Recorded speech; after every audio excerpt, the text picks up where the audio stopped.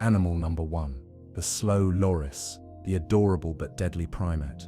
At first glance, the slow loris seems like one of the cutest animals on Earth. With its round, wide eyes, soft fur and small, delicate hands, it looks like something straight out of a children's cartoon. Watching a slow loris move, it appears to be harmless, almost like a living stuffed animal. It creeps through the treetops at a careful pace, grasping branches with its tiny hands, occasionally pausing to examine its surroundings. But despite its seemingly innocent nature, the slow loris is a hidden killer, armed with a venomous bite that can leave its victims in excruciating pain. Or worse, the slow loris, found in Southeast Asia, is one of the only venomous mammals in existence. Its venom is unique in the animal kingdom, and the way it delivers its toxic bite is unlike anything you'd expect.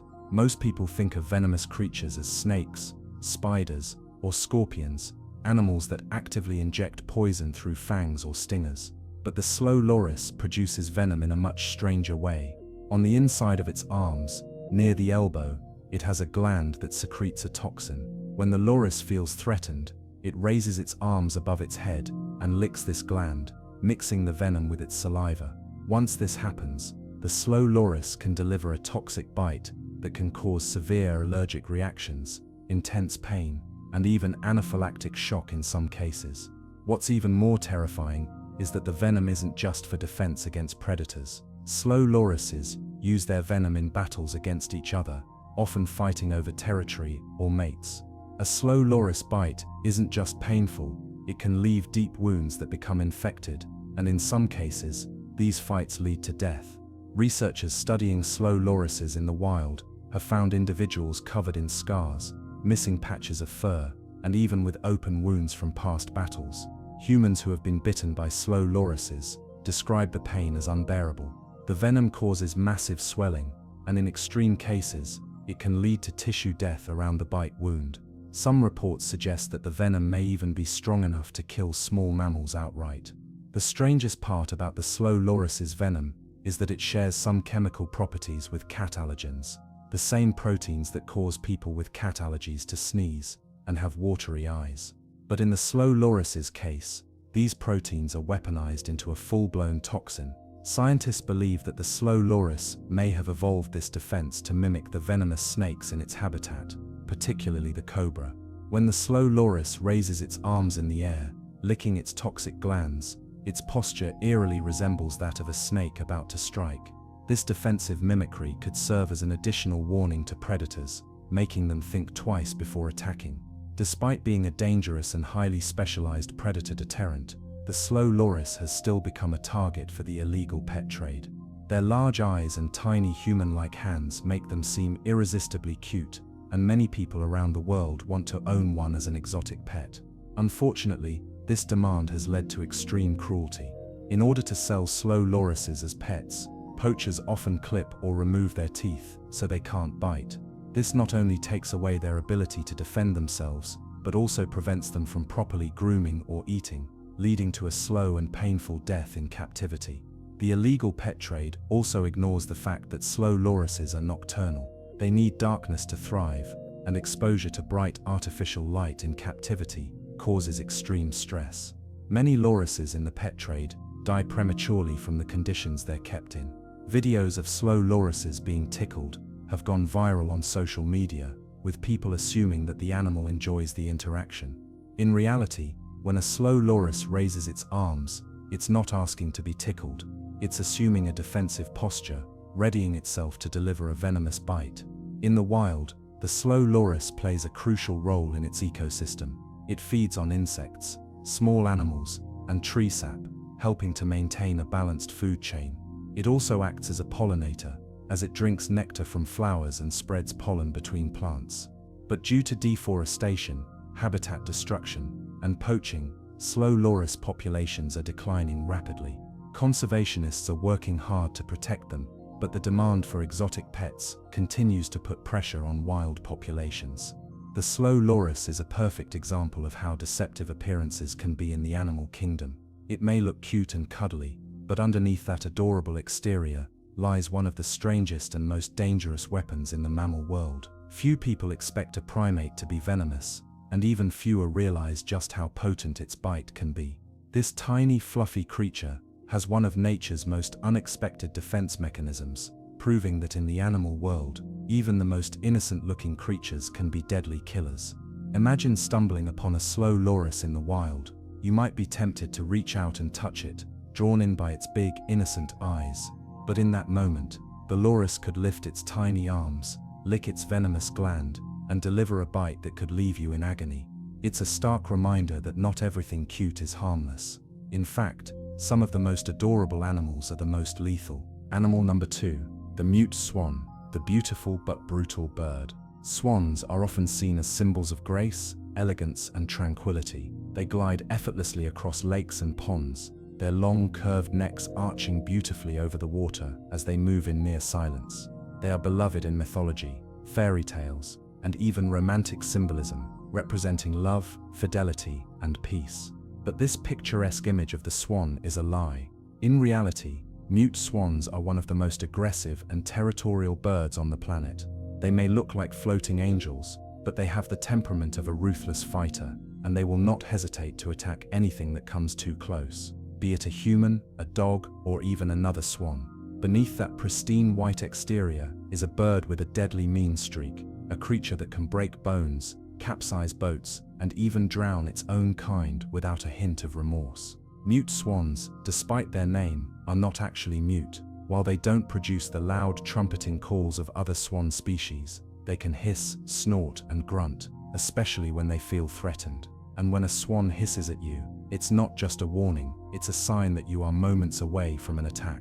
These birds can grow up to 5 feet in length and weigh as much as 30 pounds, making them one of the largest flying birds in the world. Their wingspan can stretch over 7 feet, and their wings aren't just for flying. A single strike from a swan's wing is strong enough to break a person's arm, fracture ribs, or even cause a concussion.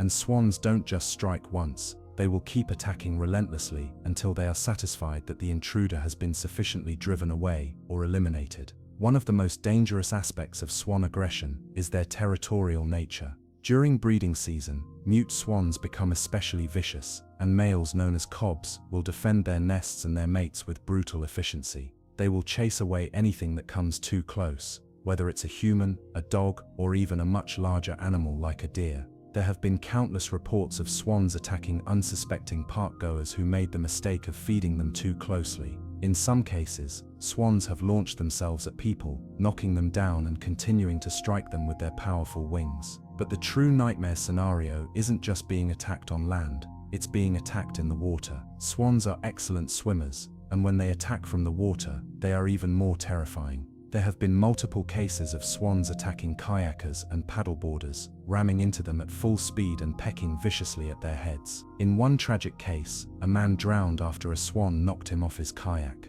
Every time he tried to swim back to shore, the swan blocked his path, attacking him repeatedly and forcing him underwater. He never made it back. Swans don't just attack humans, they are also known for their extreme aggression toward other waterfowl. Ducks, geese, and even other swans are frequent victims of their violence. If a swan sees another bird as a threat to its territory, it won't just chase it away, it will kill it. One of the most brutal tactics mute swans use is drowning. They will grab a smaller bird by the neck, hold it underwater, and keep it there until the struggling stops. This isn't a one-time occurrence. Mute swans have been observed doing this repeatedly to any bird they see as a rival. Their extreme aggression has had serious consequences in ecosystems where they have been introduced. In North America, where mute swans were originally brought over as ornamental birds for parks and estates, they have become a significant ecological problem. Their habit of driving out native waterfowl has led to massive imbalances in local bird populations. Even within their own species, swans can be ruthless. While they are often thought of as monogamous and devoted to their mates, this is not always the case. If a swan's mate is injured or unable to produce offspring, the stronger swan may abandon or even attack the weaker one. In some cases, swans have been known to drive away or kill their own offspring if they deem them too weak to survive. This brutal efficiency ensures that only the strongest genes are passed on, but it also exposes the dark reality behind the idea of the romantic swan. These birds are not gentle lovers, they are fighters, strategists, and survivors. The power of the mute swan extends far beyond its physical attacks. Their sheer presence can dominate an entire ecosystem. Because they are such aggressive defenders of their food sources, they will strip a pond or lake of vegetation, leaving nothing behind for other birds. This destruction of resources further drives out native species, making mute swans one of the most ecologically disruptive bird species in the world. Conservationists have struggled to find ways to control their populations without resorting to culling them, but their relentless expansion has made them nearly impossible to manage. Despite all of this, people continue to see swans as beautiful, peaceful creatures. They continue to approach them in parks, to feed them, and to take pictures of them without realizing the danger they are in.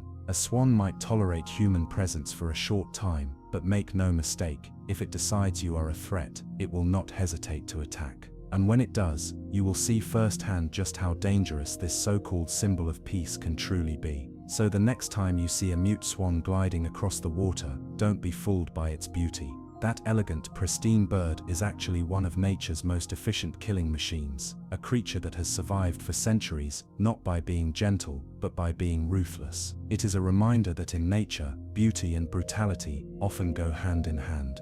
Animal number 3, the adorable yet deadly otter.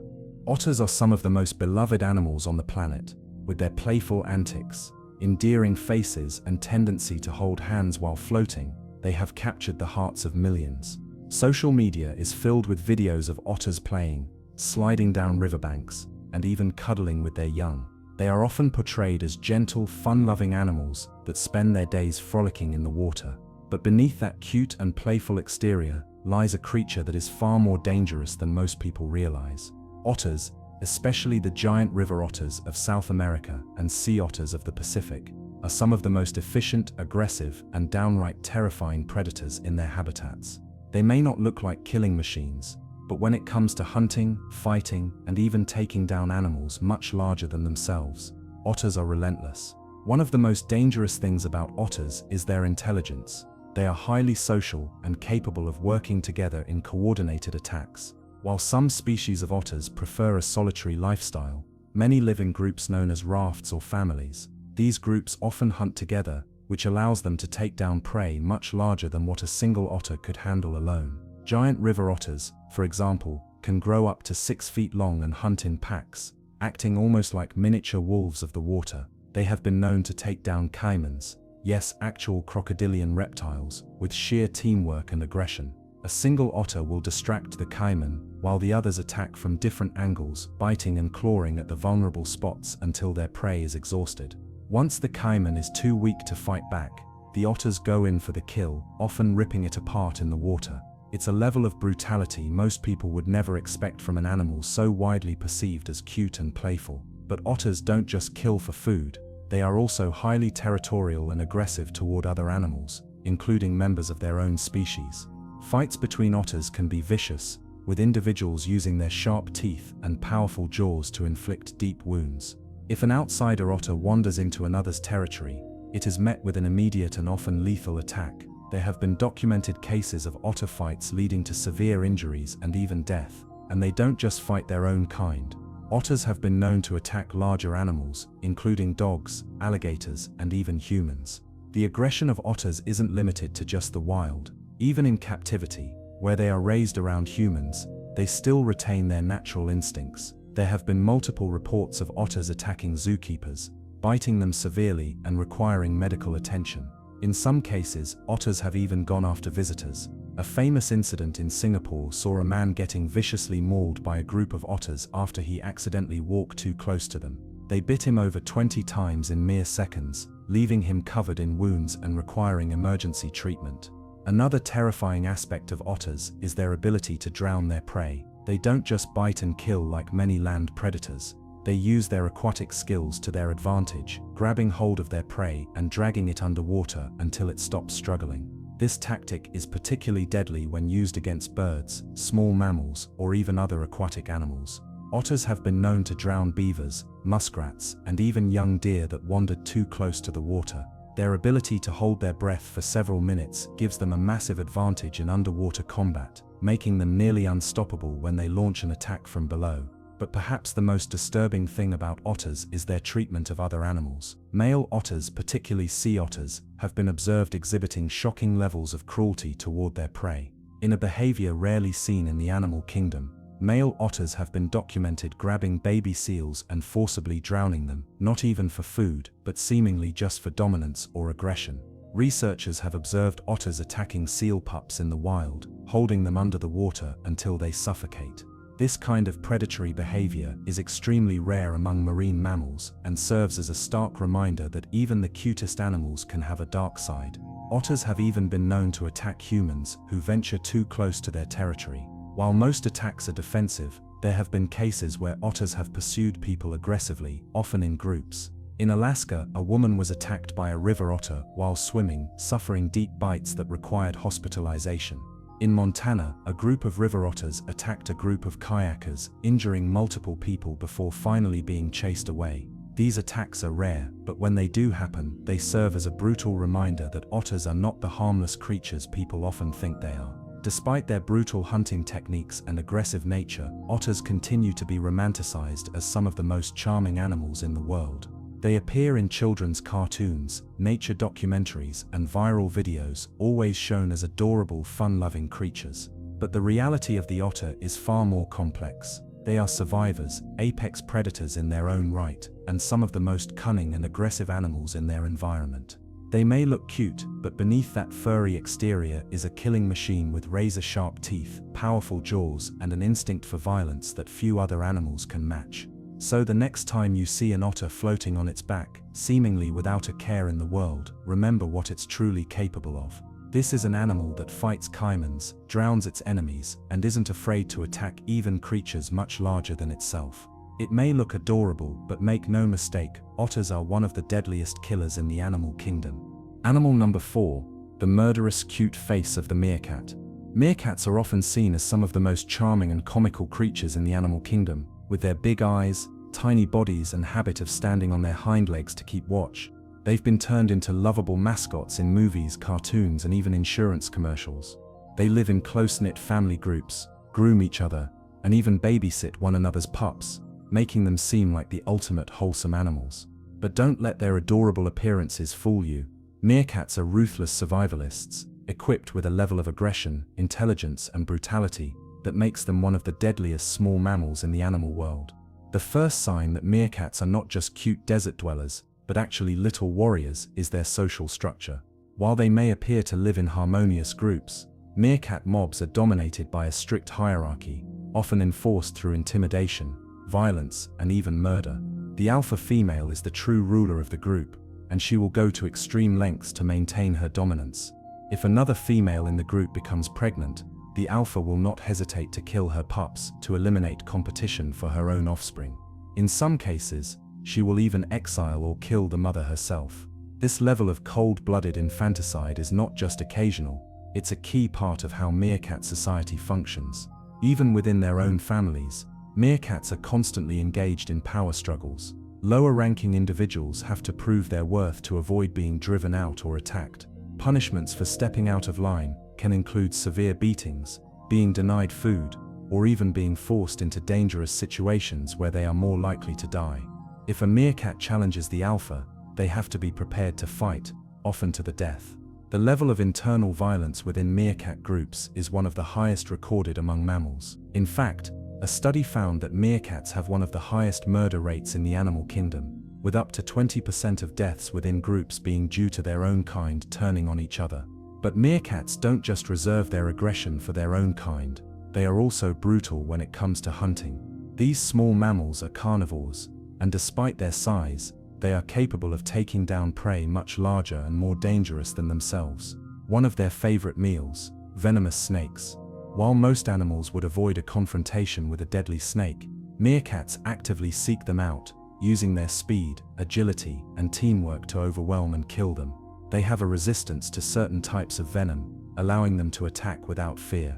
When a meerkat hunts a snake, it doesn't just strike blindly, it calculates its movements, distracts it, and then goes in for precise, repeated bites until the snake is dead. This kind of precision and aggression is what makes them such effective hunters. Beyond snakes, Meerkats are also known to kill and eat scorpions, biting off their venomous tails before consuming them. Their ability to handle such dangerous prey speaks to their toughness and adaptability, but it also highlights just how fearless they are. In the harsh desert environment where they live, anything that moves is a potential meal, and meerkats will take on creatures that would send other small mammals running for cover. Another terrifying aspect of meerkats is their approach to warfare. When two meerkat mobs encounter each other in the wild, it often leads to all-out battles that look like something out of an ancient battlefield. The two groups will line up against each other, raising their tails, puffing themselves up, and letting out intimidating calls. Then when the tension reaches its peak, they charge. These fights can be brutal, with meerkats clawing, biting, and mauling each other in violent clashes that leave bodies scattered across the desert. These wars aren't just about territory, they're about survival, dominance, and wiping out the competition. Losing a battle means losing access to food, shelter, and resources, so meerkats don't hold back. Despite their aggression, meerkats have an undeniable intelligence that makes them even more dangerous. They use teamwork to outsmart both their prey and their enemies. When hunting, some meerkats will distract the target, while others move in for the kill. When defending against predators, such as hawks or jackals, meerkats will work together to confuse the attacker, often mobbing it in large numbers, or using fake-out movements to lure it away from the more vulnerable members of the group. This ability to strategize in real time gives them a huge advantage in the wild. But perhaps the most shocking thing about meerkats is their willingness to turn on each other. If a meerkat is injured or weak, it may be abandoned or even killed by its own group. There is little room for sympathy in meerkat society. If you can't keep up, you're left behind. This level of cutthroat survivalism makes them one of the most ruthless animals out there. So, the next time you see a meerkat standing on its hind legs, looking adorable and alert, remember that you're looking at one of nature's most efficient killers. They may be tiny, but their instincts, intelligence, and sheer brutality make them one of the most dangerous small predators in the animal kingdom. Beneath their cute and playful exterior lies a creature built for survival at any cost. Animal number 5, the adorable yet lethal rabbit. Rabbits are universally adored for their soft, fluffy fur, their twitching noses, and their large, innocent-looking eyes. They're a symbol of innocence and gentleness, making them beloved pets in homes around the world. From their appearance in children's books to their role in popular culture as the Easter Bunny, it's easy to assume that rabbits are nothing more than adorable, harmless creatures. However, once you look beyond their cuteness, a darker side to rabbits emerges, one that's full of surprisingly fierce and aggressive behaviors. Despite their cuddly image, rabbits are far more than meets the eye, especially when it comes to survival. Let's start by examining just how effective and relentless rabbits are at surviving in the wild. They have to be tough, since they are preyed upon by a variety of animals, including foxes, hawks, and even domestic dogs. But what makes rabbits especially dangerous is their ability to adapt, and their surprising capacity for destruction, particularly in environments where they have no natural predators. One of the best examples of this is in Australia, where rabbits were introduced in the late 1700s by European settlers. Without any natural predators to keep their numbers in check, these rabbits quickly multiplied out of control, wreaking havoc on the ecosystem. Australia's vast arid landscapes were suddenly being overrun by rabbits. These creatures, who reproduce at an alarming rate, dug extensive warrens that led to the destruction of crops, native plants, and the habitats of many species. Over time, the land became increasingly barren. With their powerful back legs and insatiable appetites, rabbits consumed vast quantities of vegetation, leading to soil erosion. They outcompeted native herbivores for food, drastically altering the local ecosystem. The environmental damage caused by rabbits was so significant that the Australian government had to step in with extreme measures, including the introduction of diseases like myxomatosis and rabbit hemorrhagic disease, to try and curb the rabbit population. Now, let's talk about the behavior of rabbits in the wild, which can often be ruthless. Rabbits are social animals, and they live in groups called warrens, but life within a warren isn't always peaceful. In fact, dominant struggles are a major part of rabbit life. Male rabbits, or bucks, will fight for dominance within their group. These fights are far from the gentle scuffles one might expect. Bucks use their strong back legs, sharp claws and teeth to wrestle for supremacy. The damage from these encounters can be severe. Rabbits have been known to bite each other's ears, limbs, and even rip chunks of fur off during these brutal fights. While these fights may seem like minor squabbles, they are, in reality, about territory and access to females. A dominant male rabbit may claim all the best resources, leaving the others with little. In some cases, these fights can even result in death. Rabbits don't just fight each other, they also display a level of aggression toward predators that many would find surprising. It's true that rabbits are known to be prey animals, but that doesn't mean they always go down without a fight. When cornered or threatened, rabbits will use their sharp teeth and powerful back legs to defend themselves. Their back legs can deliver a forceful kick, strong enough to break the jaw of a predator like a fox or a coyote. The bite of a rabbit can also be painful, and it's not uncommon for rabbits to make an aggressive last stand, hoping to escape their predator's grasp. Despite their small size, rabbits are also known for their ability to evade predators. Their reflexes are fast, and their instincts are sharp. A rabbit's ability to change direction at lightning speed helps it to avoid being caught, and its keen sense of hearing allows it to detect danger from a great distance. This survival skill is so finely tuned that it's not uncommon for a rabbit to leap in one direction and then suddenly change course mid-air, confounding any predator that is in hot pursuit. Rabbits are also highly sensitive to scent, and they can quickly detect any approaching threat. Their agility and speed make them difficult targets, which is why many predators find it challenging to capture a rabbit. But beyond all of their fighting and survival tactics, there's a darker side to the rabbit's behavior, their capacity for cannibalism. While many people associate this behavior with more aggressive species, it's not unusual for rabbits to engage in infanticide or cannibalism under certain circumstances. In the wild, if food becomes scarce or resources become limited, a mother rabbit may abandon or even eat her own young in order to ensure her own survival and the survival of her other offspring. This cold, calculated behavior might seem shocking to most people, but it's actually a survival instinct. Mother rabbits may eat their babies to keep predators from finding the nest and to ensure that they themselves remain strong enough to produce more offspring. This harsh reality is a critical aspect of rabbit life in the wild. But perhaps the most disturbing aspect of rabbits is their reproductive abilities. Rabbits are known for their rapid and seemingly unstoppable reproduction rates. A female rabbit, or doe, can mate as early as 6 months old, and may give birth to a new litter every month. Each litter typically consists of several young, and a female rabbit can have as many as 12 babies in one go. With their prodigious reproductive rate, rabbits are capable of overwhelming an ecosystem in a matter of months, which is exactly what happened in Australia. Their reproductive ability, paired with their lack of natural predators, makes them incredibly difficult to manage once they've been introduced into an area. While rabbits may seem like the epitome of cuteness, it's important to recognize the darker aspects of their nature. From their destructive capabilities in non-native environments to their brutal survival strategies in the wild, rabbits are far from the gentle, harmless creatures many people perceive them to be. They may appear harmless when hopping around in a field or nibbling on some grass, but in reality, they are highly effective and sometimes brutal survivors that will stop at nothing to ensure their survival. The next time you see a rabbit, you may want to remember that behind those innocent eyes and floppy ears is a creature capable of ruthless survival tactics that go far beyond its cuddly appearance. Animal number 6. The fennec fox. Small, cute, but deadly hunter. The fennec fox, with its oversized ears and diminutive size, is one of the most adorable creatures on Earth.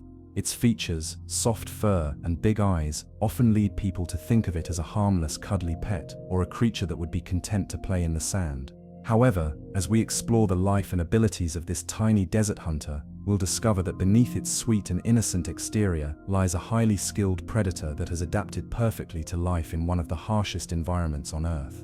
The fennec fox may look like a stuffed animal, but in reality, it's a sophisticated survival machine with the ability to take on challenges far beyond what its size might suggest.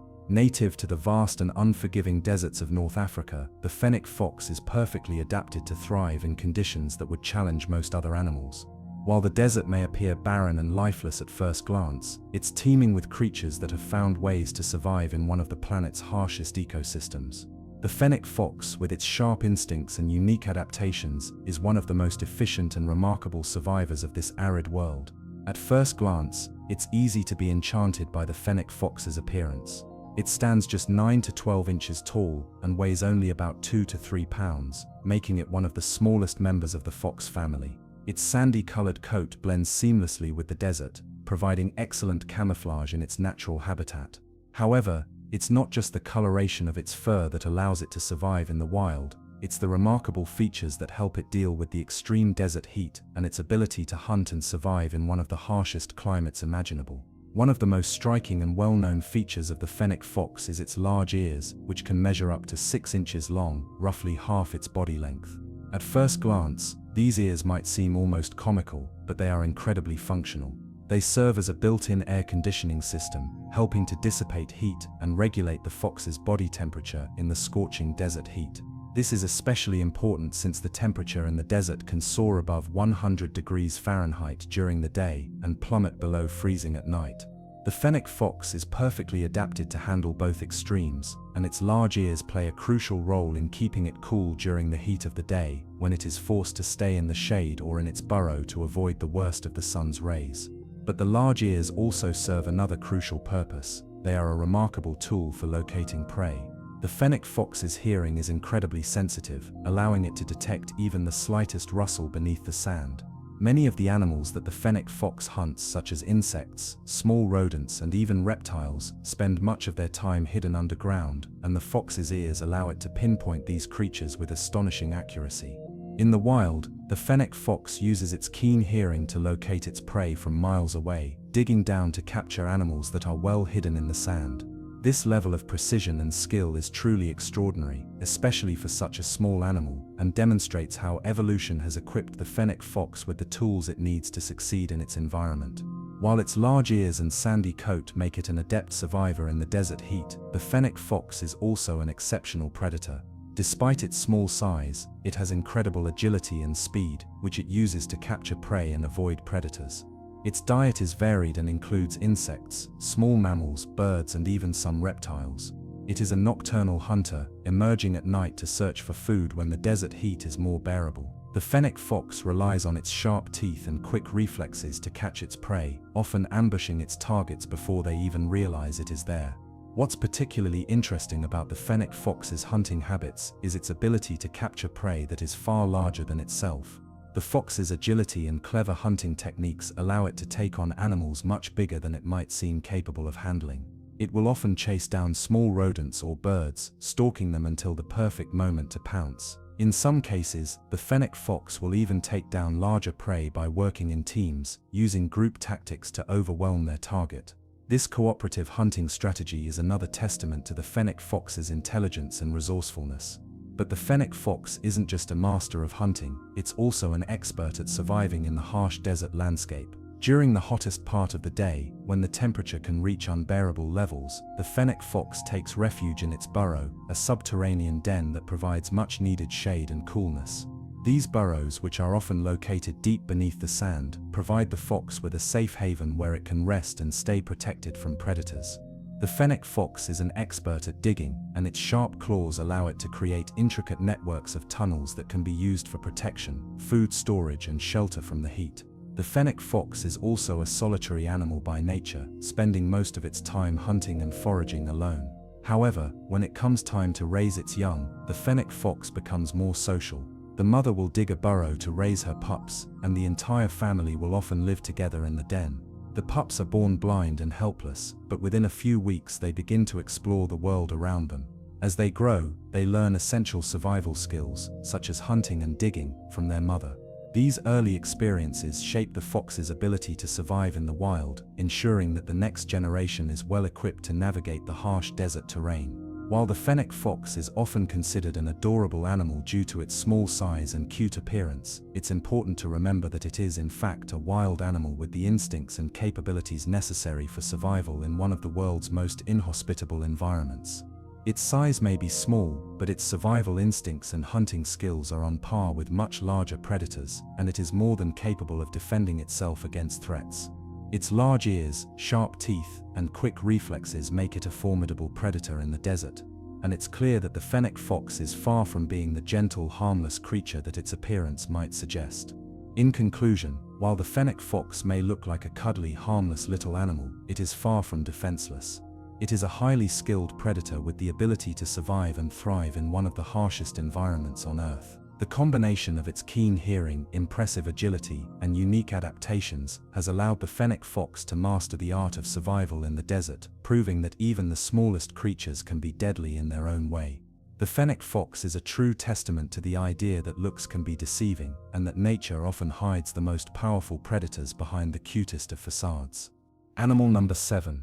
The pygmy marmoset, a tiny beast with fierce powers. The pygmy marmoset, Cebuella pygmea, is a creature that doesn't give away its true nature at first glance. Standing only about 5 inches tall and weighing around 4 ounces, this little primate is often seen as the epitome of cuteness. With its soft fur-covered body, big round eyes, and the innocent look that is usually reserved for the most adorable animals, it's easy to assume that the pygmy marmoset is nothing more than a small, harmless creature. However, in the dense rainforests of South America, this seemingly fragile animal is far from defenseless.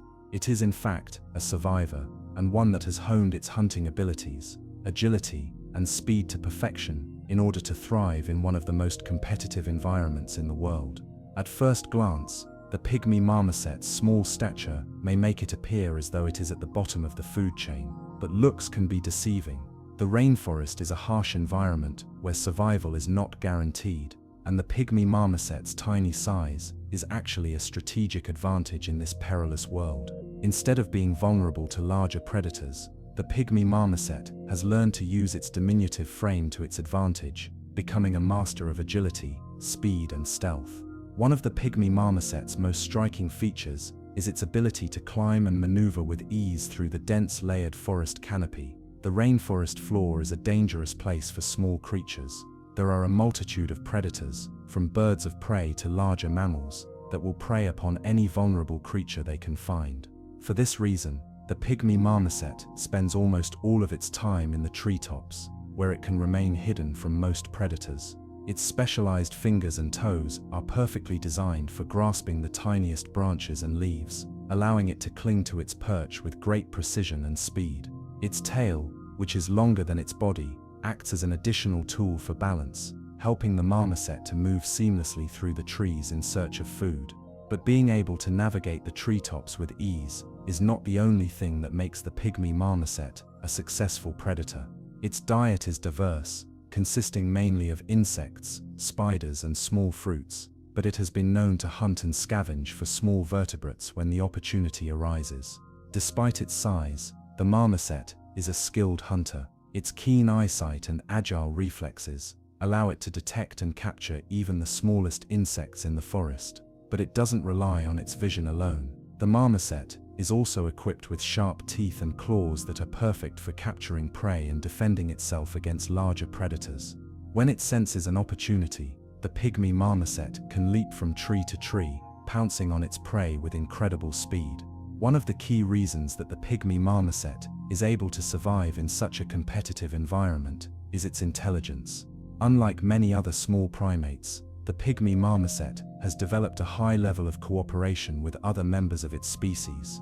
Living in groups, the marmosets will often work together to track down and capture prey. They use vocalizations to communicate with each other, and when hunting, they will often split up to cover more ground, converging on their target from different angles. This cooperative behavior allows the marmoset to take down larger prey than it could alone, and it's a key aspect of their survival strategy. Despite their teamwork, marmosets are also fiercely territorial creatures. When it comes to defending their home, they don't hesitate to fight back against any intruders. The pygmy marmoset's sharp teeth and claws are its primary means of defense, and it uses them with deadly accuracy when threatened. It will also engage in vocal displays to warn other animals to stay away. In many ways, the pygmy marmoset is a territorial little warrior, fiercely protecting its space from both predators and competing animals. These defensive behaviors are part of the reason the pygmy marmoset has been so successful in its environment. It can both hunt and defend itself effectively. Another interesting aspect of the pygmy marmoset's behavior is its ability to camouflage itself within the dense forest canopy. Its fur, which has shades of brown, gray, and green, helps it blend in with the surrounding foliage, making it hard for predators to spot it when it's perched high in the trees. The pygmy marmoset is not a solitary predator. It relies on its ability to hide and move undetected in order to survive. This camouflage gives it the element of surprise, allowing it to evade larger predators, like birds of prey that are constantly on the lookout for smaller creatures to hunt. One of the most unique aspects of the pygmy marmoset's behavior is its impressive agility. When threatened, or when it's hunting, the marmoset is capable of incredible bursts of speed. It can leap between trees with ease, using its long tail to help it balance as it maneuvers through the treetops. This ability to move quickly and precisely is a crucial factor in the marmoset's survival, as it allows it to escape from predators or capture prey with minimal effort. Its tiny size gives it an advantage when it comes to moving through the trees, where larger creatures might get stuck or struggle to find footholds. The pygmy marmoset can move through the canopy with incredible fluidity. Although its diet primarily consists of insects and fruits, the pygmy marmoset is not above scavenging if the opportunity arises. It will often eat whatever it can find, including small vertebrates like lizards or birds, and will even take advantage of fallen fruit. This opportunistic feeding strategy helps ensure that the marmoset is able to survive in a constantly changing environment where food can be scarce. The pygmy marmoset is not picky. It will eat whatever is available, making it a versatile and adaptable feeder in the wild. One of the reasons the pygmy marmoset is able to survive in the competitive rainforest environment is because of its ability to reproduce rapidly. While many animals in the rainforest may struggle to find mates or raise their young, the pygmy marmoset has adapted to the environment by having multiple offspring per year. Female pygmy marmosets give birth to twins, and these twins are raised cooperatively by the group. This high reproductive rate helps ensure that the marmoset population remains stable, even in an environment where survival is constantly at risk. The pygmy marmoset is a prime example of how animals can adapt to their environments, developing specialized abilities that allow them to survive and thrive.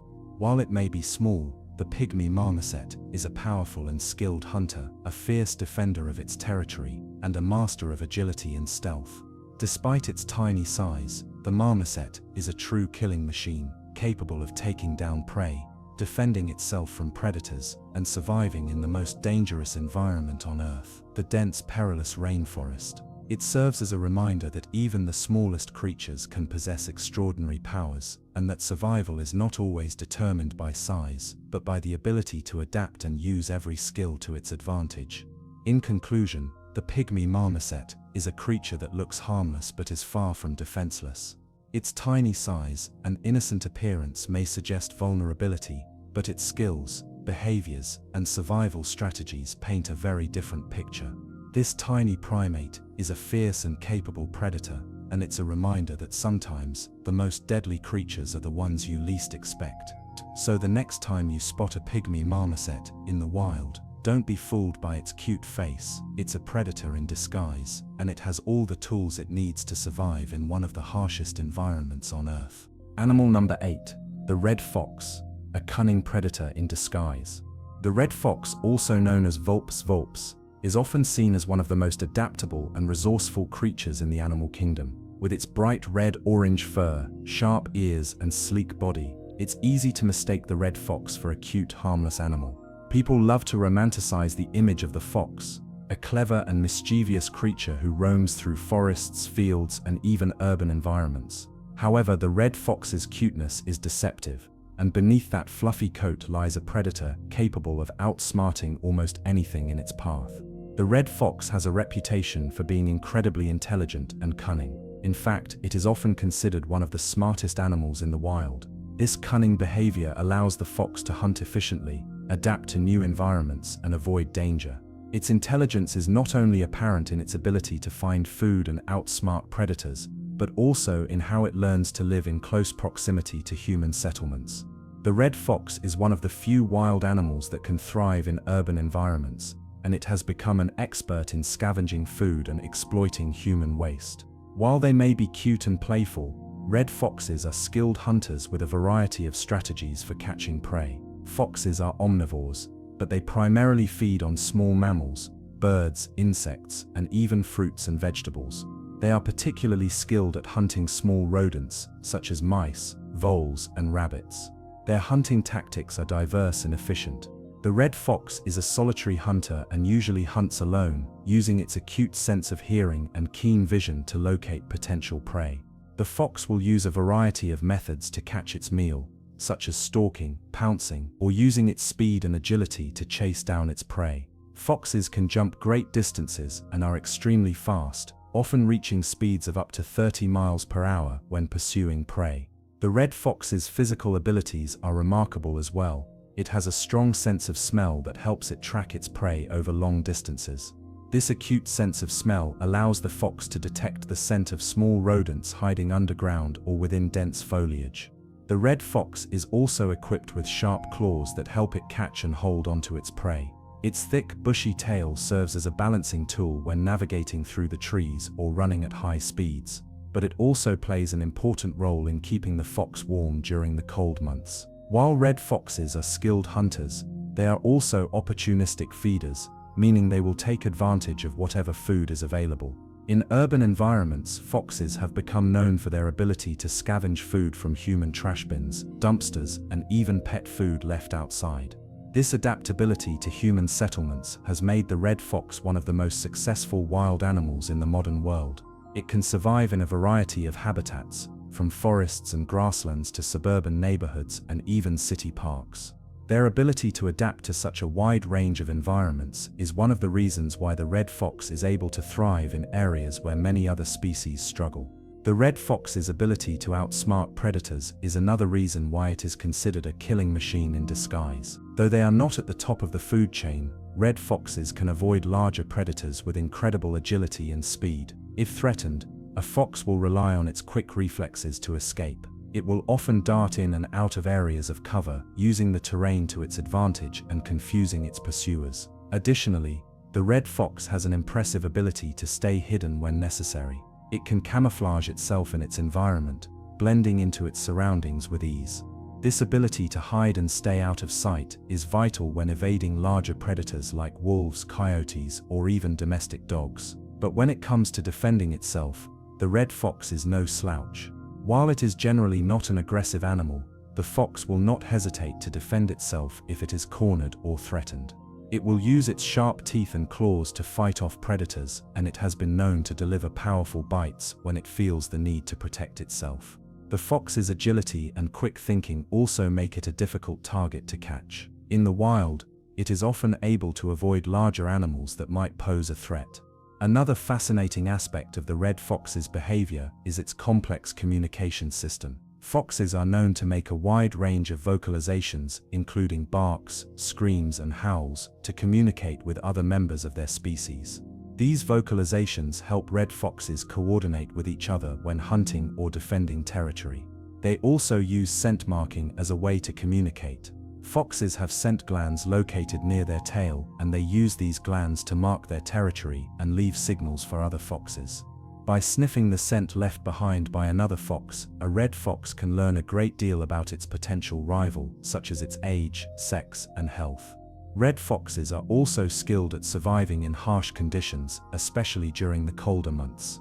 In colder climates, foxes grow a thicker coat to protect themselves from the elements. Their thick, fluffy tail serves as both a tool for balance and a source of warmth during the winter months. When temperatures drop, foxes will curl up in dens to conserve heat, often using the natural cover of trees, shrubs, or abandoned burrows. They are resourceful in finding shelter, which allows them to stay safe and warm even in extreme weather conditions. Although the red fox is often associated with hunting and scavenging, it is also a highly social animal, particularly during the breeding season. Foxes are known to form family units consisting of a mated pair and their offspring. During this time, both parents play an active role in raising their young, teaching them how to hunt and survive in the wild. The pups are born in dens and are raised with care until they are old enough to leave and establish their own territories. While red foxes are generally solitary creatures, they can form close family bonds that help them survive in a competitive environment. Despite their reputation as cunning predators, red foxes are not immune to challenges. Their lives are filled with constant threats, from larger predators to disease and habitat loss. However, the red fox has proven itself to be one of the most resilient animals in the world. Its intelligence, adaptability, and resourcefulness have allowed it to thrive in a wide range of environments. Whether it's hunting in the wild or scavenging in urban areas, the red fox is a master of survival, capable of outsmarting predators and overcoming the many obstacles it faces in the wild. In conclusion, while the red fox may appear cute and harmless at first glance, it is in reality a cunning predator capable of surviving in some of the harshest conditions on Earth. Its sharp instincts, intelligence, and physical prowess make it a formidable force in the animal kingdom. Whether it's hunting prey, avoiding predators, or adapting to urban environments, the red fox has proven itself to be a true killing machine in disguise. So the next time you encounter a red fox, remember that its innocent appearance is just that, a mask for the true predator beneath. Animal number 9, the pufferfish, a cute creature with deadly defense mechanisms. The pufferfish, often considered one of the most unique and adorable animals in the ocean, has an unexpected dark side. At first glance, these creatures look harmless and even endearing, with their round inflated bodies and large expressive eyes. Their ability to puff up when threatened seems like a quirky defense mechanism, but it hides a far more sinister trait, one that makes the pufferfish a deadly force in the water. The pufferfish, despite its cute appearance, is a true killing machine in disguise. Native to the warm waters of the Pacific, Atlantic, and Indian Oceans, pufferfish are best known for their remarkable ability to inflate themselves into a ball-like shape when threatened. This puffing up behavior makes them appear larger, deterring would-be predators. But the true weapon of the pufferfish lies not in its size, but in the potent toxins it carries. Pufferfish are one of the most poisonous animals on the planet, due to the presence of a potent neurotoxin called tetrodotoxin. This toxin is found in various parts of their body, including their skin, liver, and ovaries. Tetrodotoxin is deadly, capable of paralyzing muscles, including those involved in breathing, causing death by asphyxiation. Even a tiny amount of this neurotoxin can be lethal to humans. In fact, tetrodotoxin is 1,200 times more toxic than cyanide, making the pufferfish's defense system extraordinarily effective. The pufferfish's toxin is not naturally produced by the fish itself. Instead, it's believed that pufferfish acquire the toxin through their diet, which may include certain types of bacteria, algae, and marine organisms that produce the toxin. These bacteria and organisms live in the pufferfish's digestive system, and through the fish's feeding habits, they accumulate large amounts of tetrodotoxin. This adaptation helps the pufferfish avoid being eaten by predators, who quickly learn to associate the inflated, spiny creature with danger. While the pufferfish may look cute and defenseless, its deadly toxin serves as a perfect deterrent against any would-be predators that might think twice about taking a bite. Tetrodotoxin is not the only thing that makes the pufferfish a dangerous animal. Their inflated bodies are lined with sharp spines, which become visible when they puff up. These spines add an additional layer of protection, making it difficult for predators to swallow the pufferfish once it has inflated. Even though pufferfish are generally slow swimmers and seem like an easy meal, their combination of toxicity and defensive spines make them anything but defenseless. Interestingly, the pufferfish's ability to inflate itself is a result of its highly specialized internal organs. When the pufferfish feels threatened, it draws in water or sometimes air into its stomach, causing it to expand rapidly. This inflation can occur almost instantly, turning the small fish into a large spiny balloon. This puffing mechanism is so effective that it can even cause the pufferfish's body to double or triple in size. While inflated, the fish becomes nearly impossible to swallow, as its spiny exterior deters predators and its large size makes it a difficult target. However, not all predators are deterred by the pufferfish's toxic and inflated form. Some animals, like certain species of larger fish, birds, and even humans, have found ways to bypass the pufferfish's defenses. Certain predators have developed resistance to the pufferfish's toxin, allowing them to consume the fish without succumbing to its deadly effects. In some cultures, particularly in Japan, pufferfish, known as fugu, is considered a delicacy, prepared by licensed chefs who are trained to carefully remove the toxic parts of the fish. The process of preparing fugu is highly regulated, as improper preparation can lead to death from poisoning. Despite the risks, Pufferfish are a vital part of marine ecosystems. They serve as both predators and prey, helping to maintain the balance of oceanic food chains. Pufferfish primarily feed on small invertebrates, including crustaceans, mollusks, and some types of algae. In turn, they are preyed upon by larger fish, sharks, and seabirds. Although their inflated bodies make them difficult to eat, pufferfish are still targeted by a variety of ocean predators, especially when they are in their deflated state.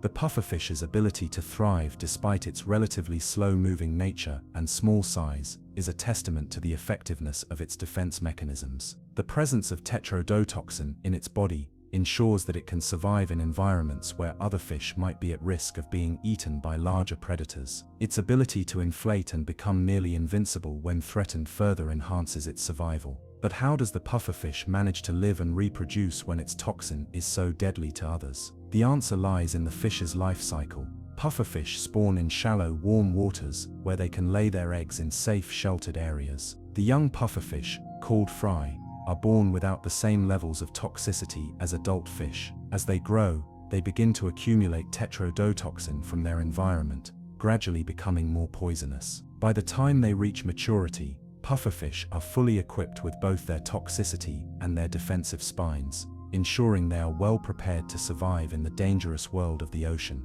In the natural world, there are very few animals that are both cute and capable of inflicting such devastation. The pufferfish is an exceptional example of how evolution has shaped the survival strategies of marine animals. Its unique defense mechanisms, including its deadly toxin and its ability to inflate, make it a true killing machine in disguise. Despite its cute round appearance and innocent behavior, the pufferfish is a master of survival, capable of outsmarting larger predators and avoiding the dangers of the deep ocean. As with many animals that look cute but are deadly, the pufferfish's true nature is often hidden beneath the surface. It is easy to be fooled by the fish's puffy exterior, but beneath that innocent facade lies one of the ocean's most efficient and deadly predators. The pufferfish may look like a harmless little fish, but it is a force to be reckoned with in the underwater world, capable of defending itself against almost any threat with its venomous toxin and impressive physical defenses. Next time you encounter one of these adorable creatures, remember that there's more to the pufferfish than meets the eye.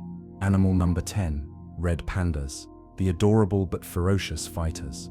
At first glance, red pandas look like they were designed for pure cuteness. With their fluffy tails, round faces, and big expressive eyes, they resemble a perfect mix of a teddy bear, a raccoon, and a fox. Many people think of them as harmless creatures, often assuming they have gentle, cuddly personalities to match their adorable exteriors. But in reality, red pandas are fierce, territorial, and surprisingly aggressive when provoked. Beneath their soft fur and innocent expressions, they are equipped with razor-sharp claws, powerful jaws, and a willingness to fight when necessary. These animals may be small, but they are definitely not defenseless. In fact, a red panda can do serious damage when it feels threatened, capable of slashing, biting, and inflicting wounds deep enough to cause lasting injuries. One of the most surprising things about red pandas is just how deceptively strong and agile they are. Unlike their distant relatives, the giant pandas, red pandas are not slow-moving or clumsy. They are quick, reactive, and always on high alert. They are expert climbers, using their sharp claws to grip onto bark and maneuver through trees with incredible skill. This gives them a significant advantage when it comes to avoiding predators or launching attacks. If a red panda feels cornered, it won't hesitate to strike first, using both its claws and its powerful bite to ward off threats. The combination of their agility and surprising strength makes them a formidable opponent, despite their small size. Red pandas have been known to stand on their hind legs when confronted, making themselves appear larger to intimidate their enemies. This is a tactic commonly seen in animals like bears, but few people expect it from a creature as small and cute as a red panda. When they do this, they don't just look funny, they are actually preparing to defend themselves. Their claws, which they use for climbing, are just as effective as weapons. They can deliver deep, painful scratches with a single swipe, capable of cutting through skin and even puncturing bone. Many zookeepers and researchers who have worked with red pandas warn that they are far from friendly or harmless. If anything, they are known for their feisty attitudes and unpredictable tempers. While red pandas primarily eat bamboo, they are not strict herbivores. They are opportunistic feeders, meaning they will sometimes hunt and kill small animals when the opportunity presents itself. They have been observed attacking birds, rodents, and even small mammals when necessary. Their sharp teeth are well adapted for crunching through bones, and they have no problem using them when they need to. This hunting behavior is not commonly associated with their cute image, but it is an essential part of their survival in the wild. In fact, red pandas have been known to fight over food, getting into intense battles with each other over resources. These fights can turn brutal, with both pandas using their claws and teeth to inflict serious injuries. Territorial aggression is another major reason why red pandas are not as harmless as they seem. They do not tolerate intruders in their space, and they will go to great lengths to chase away potential threats. This includes not only predators, but also other red pandas. Males in particular are highly competitive and will engage in violent fights to establish dominance. These fights often involve intense biting, clawing, and wrestling, with the stronger panda eventually forcing the weaker one to retreat. Even in captivity, red pandas can display aggressive behavior toward humans, especially if they feel cornered or stressed. Zookeepers often have to exercise extreme caution when handling them, as a frightened red panda can lash out unexpectedly. Unlike most animals, red pandas don't rely on brute strength alone.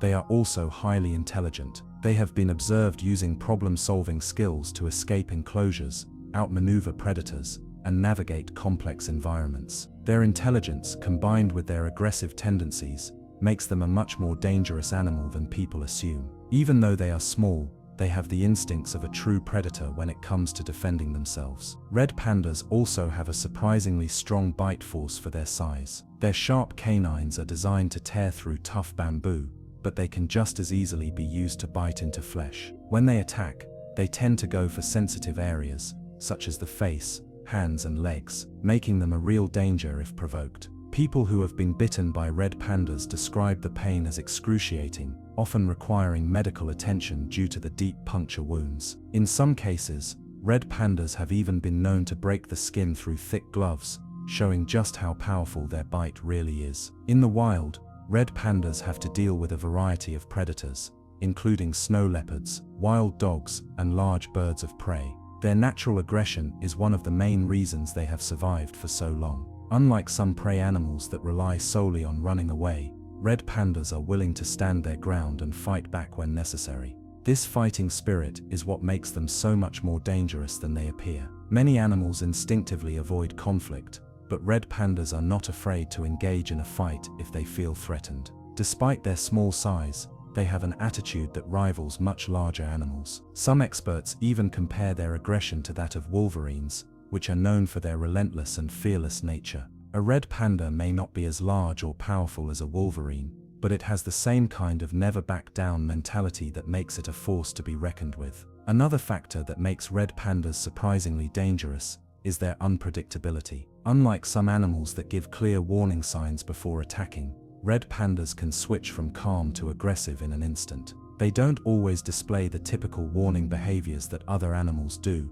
making it difficult to know when they might lash out. This unpredictability, combined with their speed and agility, makes them an even greater threat. Overall, red pandas are a perfect example of how looks can be deceiving. They may look like adorable, harmless creatures, but beneath their fluffy exteriors lies a true fighter. With sharp claws, powerful jaws, and a fierce attitude, they are more than capable of defending themselves against larger threats. Their agility and intelligence make them even more formidable, proving that size is not always an indicator of strength. While many people dream of cuddling a red panda, the reality is that these animals are better admired from a distance. They are not pets, nor are they the gentle creatures that many people imagine. Instead, they are one of nature's most surprising killing machines, small, cute, and unexpectedly dangerous. Animal number 11. The starfish. Cute but a silent killer of the ocean.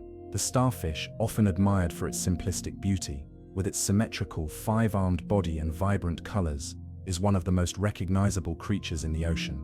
Many people think of the starfish as a harmless sedentary animal that spends its time slowly crawling along the ocean floor, just waiting to be admired.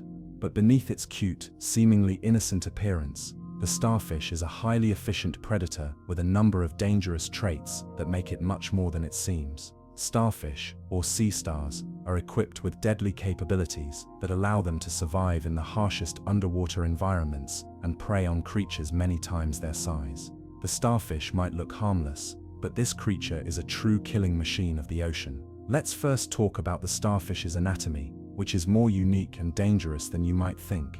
The body of a starfish is covered with a tough, spiny outer layer that helps protect it from predators. These spines are not just for show, they're a defense mechanism, a natural suit of armor that makes it harder for predators to get through. The starfish's legs, or arms, are equipped with tube feet, small suction-like structures that allow the starfish to cling tightly to rocks and other surfaces. The tube feet also play a crucial role in the starfish's ability to move, and more importantly, in its feeding behavior. The combination of its rigid body and these tube feet makes the starfish a tough creature to subdue in the wild. While they might look slow, starfish are actually skilled hunters, especially when it comes to their diet. They're carnivores and primarily feed on mollusks like clams, oysters, and mussels. What makes the starfish such an efficient hunter is its unique ability to digest food outside of its body. The starfish's feeding process is one of the most fascinating and gruesome methods of feeding in the animal kingdom.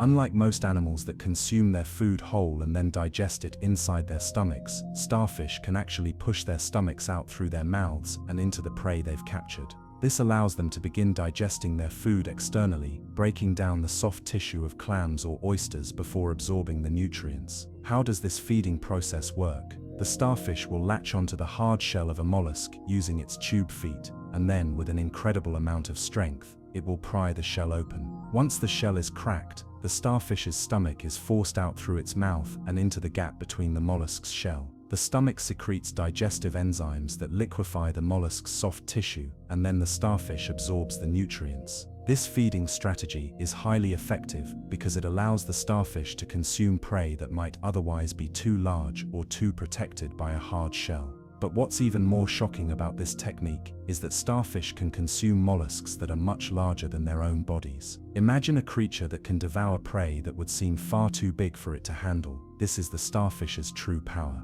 They don't just nibble on small pieces of prey, they are capable of consuming entire organisms through their highly specialized feeding mechanisms. While many sea creatures rely on direct consumption or traditional feeding methods, the starfish's external digestion is a uniquely efficient process that makes it one of the ocean's most formidable hunters. It doesn't stop there though. Starfish possess another remarkable and somewhat chilling ability: regeneration. If a starfish loses one of its arms, whether to a predator or during an attack, it can regenerate that limb over time. Some species of starfish can even grow an entirely new body from a single arm, if the central disc, the body part from which the arms radiate, is still intact. This means that even if a starfish is attacked, it has a chance of surviving and regrowing its limbs. This regenerative ability is not just for survival, it gives starfish a remarkable resilience, making them incredibly hard to completely kill. A single lost arm doesn't spell the end for a starfish. In fact, it may just make it stronger. While other creatures might succumb to injuries, the starfish's ability to regrow lost parts is just one more reason why it's a dangerous predator in the sea. Now let's talk about one of the most infamous and destructive species of starfish, the crown-of-thorns starfish.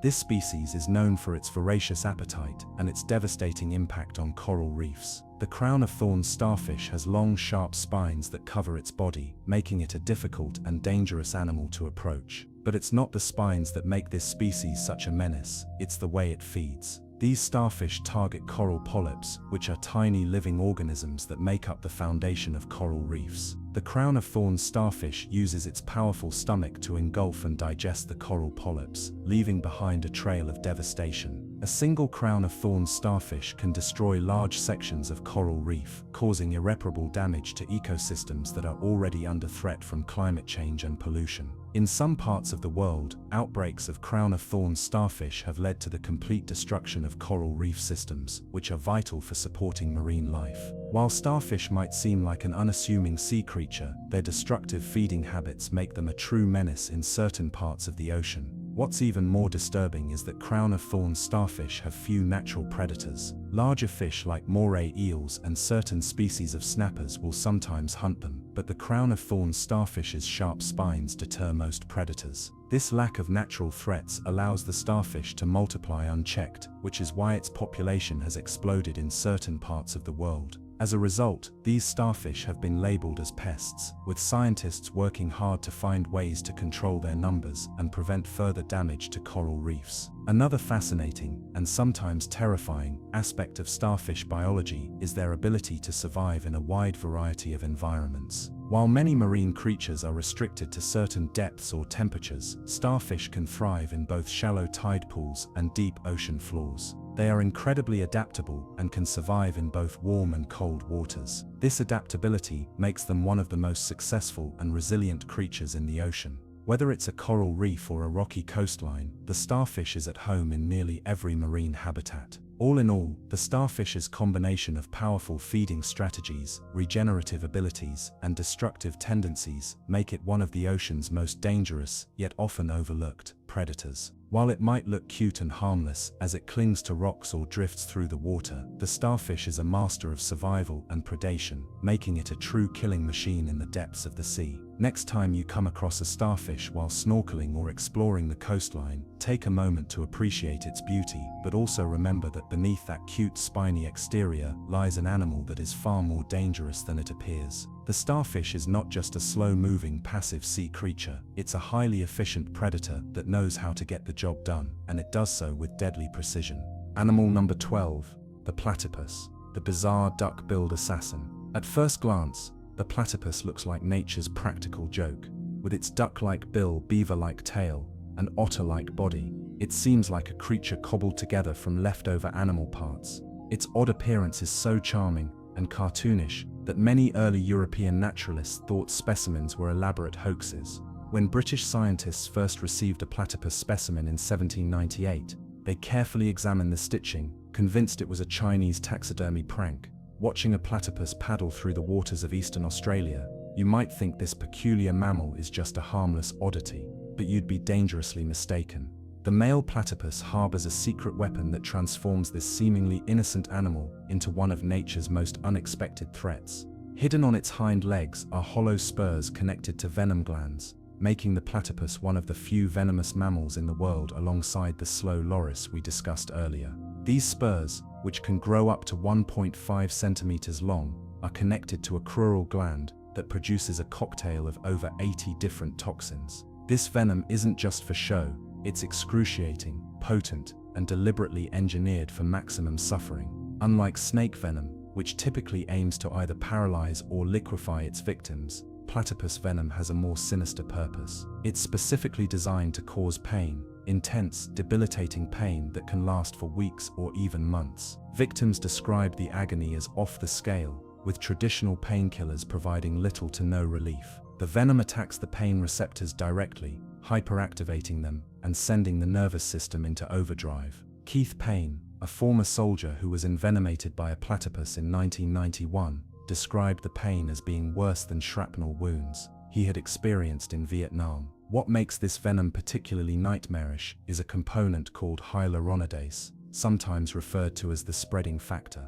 This enzyme breaks down tissue barriers, allowing the venom to spread rapidly throughout the victim's body. The venom also contains a nasty collection of proteins known as defensins, which can punch holes in cell membranes, causing widespread tissue damage. The composition of platypus venom is so unique that it doesn't match any other known venom in the animal kingdom. Even more remarkable is that the venom's composition changes seasonally, becoming most potent during mating season when territorial disputes are most common. Scientists studying platypus venom have discovered novel peptides that could potentially revolutionize pain management in humans. Ironically, this torture-inducing cocktail might someday help alleviate suffering. One component, called the C-type natriuretic peptide, has shown promise in developing new types of painkillers that don't have the addictive properties of opioids. Another component is being studied for potential applications in diabetes treatments, as it appears to affect insulin regulation in a unique way.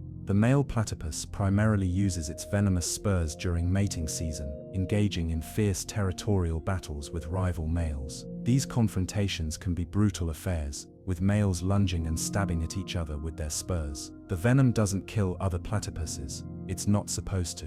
Instead, it inflicts such severe pain that rivals are incapacitated and deterred from further conflict. This non-lethal but debilitating defense mechanism is a fascinating evolutionary adaptation. The resulting envenomation can be so severe that it has been known to kill dogs that have tangled with platypuses in the wild. For humans, while not typically lethal, a platypus sting has been described as feeling like hundreds of hornet stings combined with pulsing waves of agony. Perhaps most unsettling is how the platypus's appearance works against potential threats. Its cuddly, almost comical look gives no indication of the biological weapons it carries. The platypus exemplifies nature's deceptive packaging, wrapping a sophisticated defense mechanism in what appears to be a harmless, even ridiculous exterior. This contrast between appearance and reality is a recurring theme in evolution, where animals that look harmless often possess hidden defenses. Beyond its venomous capabilities, the platypus continues to baffle scientists with its unusual characteristics. It's one of only 5 extant species of monotremes,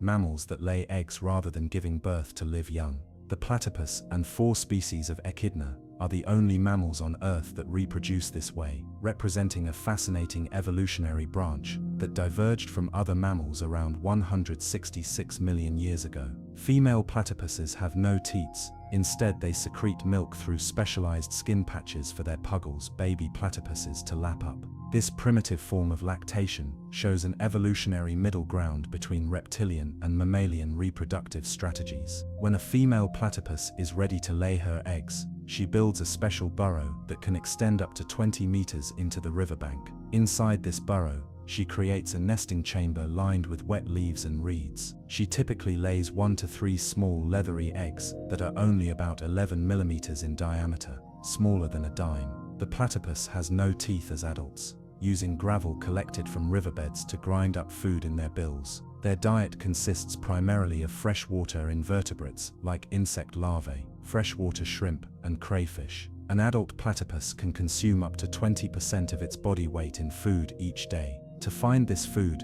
they rely on one of their most remarkable adaptations, electroception. Platypuses use electroception to locate prey underwater with their eyes, ears, and nostrils sealed shut. Their bills are covered with thousands of specialized receptors that can detect the tiny electrical fields generated by the muscle contractions of their prey. This sixth sense allows them to hunt effectively in murky waters where visibility is poor. When a platypus dives, it can stay underwater for up to 2 minutes, swimming with its front feet while using its tail as a rudder. They store captured prey in specialized cheek pouches until they return to the surface to consume it. Their peculiar appearance serves practical purposes. The leathery bill is actually a highly sensitive organ packed with nerve endings, allowing the platypus to detect electrical signals as small as 50 nanovolts. Their waterproof fur is incredibly dense, with up to 900 hairs per square millimeter, one of the densest fur coats in the animal kingdom. This insulation is crucial for maintaining body temperature in the cold Australian waters where they hunt. The platypus's body temperature is also unusually low for a mammal, averaging around 32 degrees Celsius, 90 degrees Fahrenheit, which helps them conserve energy. In every way, the platypus defies conventional animal classification. When scientists first conducted genetic analysis of the platypus genome, completed in 2008, they were astonished to find a bizarre mix of mammalian, reptilian, and bird-like genes. The platypus has genes associated with egg-laying that are similar to those in birds and reptiles, but also has genes for producing milk like other mammals. Even more surprising, male platypuses possess genes typically associated with determining sex in birds called the ZZZZW system, rather than the XY system used by most mammals. Conservation efforts are crucial for protecting platypus populations, which face threats from habitat destruction, climate change, and water pollution. Over the past decade, platypus numbers have declined by an estimated 30% in some regions. Drought, intensified by climate change, has dried up many of the waterways where platypuses hunt and build their burrows. Water pollution from agricultural runoff and industrial waste threatens the invertebrate populations that platypuses depend on for food. Illegal fishing nets and traps also pose a significant threat, as platypuses can become entangled and drown since they need to surface regularly to breathe. These fascinating creatures occupy a unique evolutionary niche and play important roles in their freshwater ecosystems. As predators of aquatic invertebrates, they help control insect populations and maintain the health of river systems. Platypuses are primarily found in eastern Australia, including Tasmania, where they inhabit rivers, streams, and lakes with vegetated banks suitable for building their burrows. In some regions, they've become important symbols of healthy waterways, with their presence indicating good water quality and ecosystem health. Indigenous Australian cultures have long respected the platypus, incorporating it into their Dreamtime stories and traditional knowledge. Some Aboriginal groups considered the platypus sacred and believed it had special powers due to its unusual characteristics. According to one Dreamtime story, the platypus was created when a young female duck was abducted by Bagoon, a water rat. Their resulting offspring inherited characteristics from both parents, explaining the platypus's unusual appearance. Despite their well-earned reputation for being venomous, platypuses are generally shy and non-aggressive toward humans. Most envenomations occur when humans handle or disturb them, particularly during mating season when males are more territorial and aggressive. Wildlife researchers who study platypuses take special precautions, wearing thick gloves when handling males and being careful to control the hind legs where the venomous spurs are located. Platypuses can live up to 20 years in the wild, though many don't reach this age due to predation and environmental threats. They're mostly solitary animals, coming together only for mating. Unlike many mammal species, platypuses don't form permanent pair bonds. After mating, the female platypus is left to incubate the eggs and raise the young on her own, while the male returns to his solitary lifestyle. The platypus stands as a testament to nature's unpredictability and the dangers of judging creatures by their appearance. Behind its cartoonish exterior and awkward waddle lies a sophisticated venomous mammal that commands respect. This peculiar duck-billed creature reminds us that in the animal kingdom, evolutionary adaptations can create unexpected killers out of the most improbable candidates. Interestingly, platypuses are also among the few mammals known to have biofluorescent properties. Under ultraviolet light, their fur glows with a blue-green hue. Scientists discovered this trait only recently, in 2020, and are still researching its purpose. Some theories suggest it might help platypuses recognize each other in low-light conditions, or it could be an adaptation that helps them remain camouflaged from predators that can see in the UV spectrum. The platypus has also been the subject of extensive research in evolutionary biology. Its genome has provided valuable insights into mammalian evolution, particularly regarding the development of sex chromosomes and the emergence of viviparity live birth in mammals. The platypus represents a crucial missing link in our understanding of how mammals evolved from egg-laying ancestors. In captivity, platypuses are notoriously difficult to care for and breed. Only a handful of zoos and wildlife centers have successfully kept them, mostly in Australia. Their specialized diet and habitat requirements make them challenging to maintain outside their natural environment. The few facilities that do house platypuses require elaborate setups with flowing water systems and extensive burrowing areas to replicate their natural habitat. So the next time you see a picture of a cute platypus floating serenely in an Australian stream, remember the painful secret it carries on its hind legs, and be thankful that these living evolutionary marvels generally prefer to keep to themselves, unleashing their venomous fury only when threatened or challenged.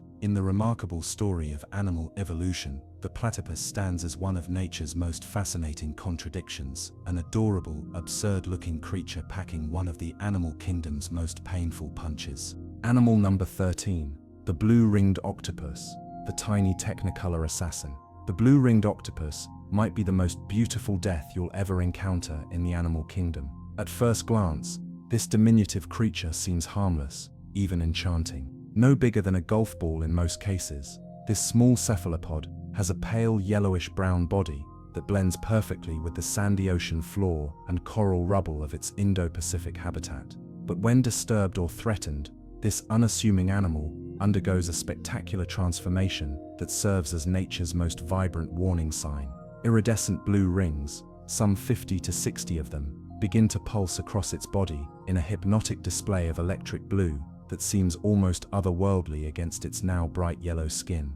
It's a mesmerizing sight that has lured many curious beachgoers into picking up what might be the deadliest creature in the ocean. The blue-ringed octopus doesn't just carry venom, it harbors one of the most potent neurotoxins known to science, tetrodotoxin, or TTX. This is the same toxin found in pufferfish, but the blue-ringed octopus deploys it with deadly efficiency. A single blue-ringed octopus carries enough venom to kill 26 adult humans within minutes, and there is no anti-venom available. More terrifying still is how this poison works. It's a neurotoxin that causes paralysis by blocking sodium channels in nerve cell membranes, effectively shutting down neural transmission throughout the body. What makes this tiny assassin particularly dangerous is that its bite is often painless.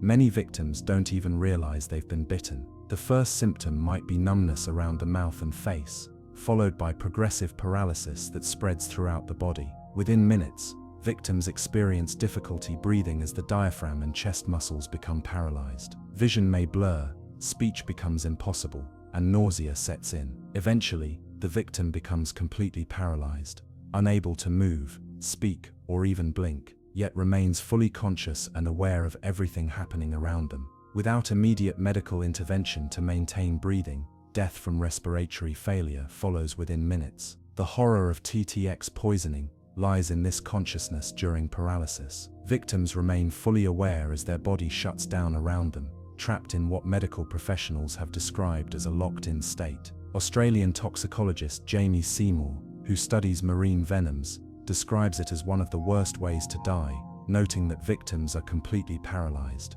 watching their loved ones trying to keep them alive, fully aware of what's happening. Even with immediate medical care, victims may require mechanical ventilation for up to 24 hours until the toxin clears their system. Unlike many dangerous animals that produce their own venom, the blue-ringed octopus acquires its deadly arsenal through a remarkable symbiotic relationship. The tetrodotoxin is actually produced by bacteria that live within the octopus's salivary glands. This relationship has evolved over millions of years, with the octopus providing a safe home for these bacteria in exchange for one of the animal kingdom's most effective weapons. When the octopus bites, it injects this bacteria-produced neurotoxin through its beak-like mouth, delivering the venom directly into its prey, or an unfortunate human hand. Despite its deadly nature, the blue-ringed octopus is not an aggressive animal. It doesn't seek out human contact, and will usually try to flee rather than fight. The vibrant blue rings are actually a warning display, a last-ditch effort to ward off potential threats before the octopus resorts to using its lethal bite. Most envenomations occur when people pick them up, either not recognizing the danger or deliberately handling them for photos or out of curiosity. Their small size, most species are only 5 to 8 inches across when their tentacles are extended, makes them seem harmless, and their beautiful coloration makes them irresistible to some beachgoers and underwater photographers. There are actually 4 distinct species of blue-ringed octopus, all belonging to the genus Hapalochlaena: H. lunulata, H. fasciata, H. maculosa, and H. nerostrasi. Each species has slight variations in size, ring pattern, and geographic distribution, but all share the same deadly venom and warning display. They're found primarily in tide pools and coral reefs in the Pacific and Indian Oceans, from Japan to Australia. Their preferred habitat, shallow, rocky areas where humans like to explore, unfortunately increases the likelihood of encounters. What's particularly fascinating about these deadly cephalopods is their intelligence. Like all octopuses, blue-ringed octopuses are among the most intelligent invertebrates on the planet. They have complex nervous systems with about 500 million neurons, comparable to the number found in dogs. They can solve puzzles, navigate mazes, use tools, and even exhibit what appears to be play behavior. They can recognize individual humans and have been known to squirt water at people they don't like. This combination of high intelligence and deadly venom makes them one of the most remarkable predators in the ocean. Their hunting behavior showcases this intelligence in action. Blue-ringed octopuses are ambush predators that pounce on passing crabs, shrimp, and small fish. Once they've captured their prey with their 8 strong arms, they pierce the prey's exoskeleton with their parrot-like beak and inject the paralyzing venom. The toxin works almost instantly, immobilizing the prey and allowing the octopus to begin feeding. They use their radula, a tongue-like organ covered in tiny teeth, to rasp away at the flesh of their paralyzed victims. After feeding, they often collect the empty shells and crustacean exoskeletons in piles outside their lairs, morbid trophies from their successful hunts. The reproductive cycle of the blue-ringed octopus adds another layer to their fascinating biology. Like all octopuses, they have a tragically short lifespan, just 2 years. Females lay a single clutch of about 50 eggs in their lifetime. After mating, the female carries the fertilized eggs under her arms for about 6 months, constantly aerating them with water currents and protecting them from predators. During this time, she doesn't eat, focusing all her energy on protecting her offspring. Once the eggs hatch, the female's body begins to deteriorate, and she dies soon after, her life's purpose fulfilled in ensuring the next generation has the best possible start. The newly hatched octopuses are fully formed miniatures of their parents, each about the size of a grain of rice. Unlike many marine creatures, they don't go through a planktonic larval stage, but instead begin their lives as tiny predators, already capable of hunting small prey. And remarkably, they're born with their tetrodotoxin fully developed. These pinhead-sized creatures are already deadly from day one. Despite their lethal capabilities, blue-ringed octopuses face numerous threats in the wild. Climate change and ocean acidification affect the coral reef ecosystems where they live. Pollution, particularly plastic waste, can damage their habitats. And although they're not specifically targeted by commercial fisheries, they're sometimes caught as bycatch or collected for the exotic pet trade, a particularly concerning practice given their extreme toxicity and specialized care requirements. The blue-ringed octopus has achieved a certain cultural notoriety, appearing in popular media like the James Bond film Octopussy, and featuring in numerous documentaries about dangerous marine life. In Australia, where the majority of human envenomations have occurred, beach safety programs include warnings about these deadly cephalopods. Yet despite their reputation, fatal blue-ringed octopus bites remain extremely rare. Fewer than 10 confirmed human deaths have been recorded. This low fatality rate is primarily due to the octopus's reclusive nature